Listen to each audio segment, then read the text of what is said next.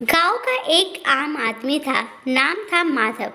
गांव में उसके जैसा मेहनती और खुश मिजाजी आदमी कोई दूसरा न था। दिन भर हल चलाता, शाम को बच्चों को कहानियां सुनाता और हर किसी की मदद के लिए तैयार रहता। उसकी हंसी और ठहाकों से गांव की गलियां गूंज उठती। पर जैसे ही उसकी जिंदगी अपनी सीधी राह पर चल रही थी, एक दिन अचानक ऐसा वक्त आया जिसने उसकी हंसी खुशी को हमेशा के लिए छीन लेने का इरादा कर लिया। माधव की तबीयत बिगड़ने लगी। गांव के हकीम से लेकर शहर के बड़े डॉक्टर तक सबने उसकी बीमारी को गंभीर बताया।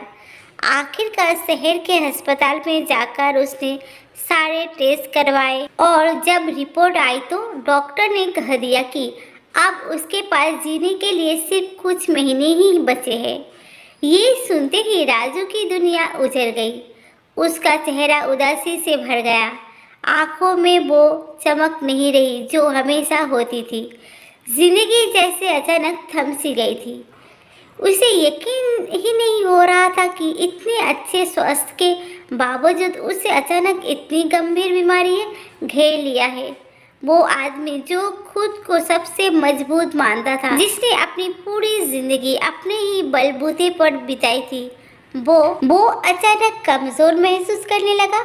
घर वालों की भी हिम्मत टूट गई और गांव वालों ने भी मान लिया कि शायद अब माधव ज्यादा दिन नहीं जी पाएगा। पर उस मुश्किल घड़ी में माधव का एक सच्चा मित्र रामू उसके पास आया। रामू जो माधव के साथ बचपन से ही हर सुख दुख में खड़ा था, उसने अपने दोस्त की हिम्मत देखी और उसे विश्वास था कि माधव ऐसा नहीं है जो इतनी आसानी से हार मान ले। रामू ने माधव को एकांत में बुलाया और उससे कहा, तू कब से इतना कमजोर हो गया माधव?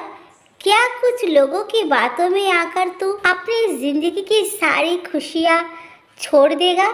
माधव ने निराश मन से कहा, रामू मैं क्या करूं? डॉक्टर ने कह दिया है कि अब मेरे पास कुछ ही महीने बचे हैं। इलाज भी मुमकिन नहीं। आप मैं कोशिश करूं भी तो क्या फायदा? रामू उसकी आंखों में देखते हुए मुस्कुराया और कहने लगा, सुन माधव, ये डॉक्टर लोग अपनी किताबों के मुताबिक बात करते हैं, लेकिन जिंदगी सिर्फ किताबों के हिसाब से नहीं चलती। तू वही माधव है जो खेतों में मिट्टी को सोना बना देता था, जो अपनी मेहनत से पत्थर को भी पिघला देता था। तू इतनी जल्दी कैसे हार मान सकता है? माधव ने उदासी भरे स्वर में कहा, पर मैं क्या करूं रामू, अब हिम्मत जवाब दे चुकी है।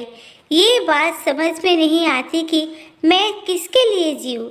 रामू ने प्यार से उसके कंधे पर हाथ रखकर कहा, याद कर, तू अपनी ताकत को कैसे भूल सकता है? जिंदगी में तूने कितनी मुश्किल देखी है, हर मुश्किल को अपनी हिम्मत से पार किया है। अगर तू अपनी जिंदगी में इतनी बार अपने हौसले से जीता है तो क्या इस बार नहीं जीत सकता? इसके बाद रामू ने उसे कोई कहानियाँ सुना दी, ऐसे लोगों की कहानियाँ जिन्होंने कभी हार नहीं मानी, चाहे हालात कितने भी मुश्किल क्यों ना हो।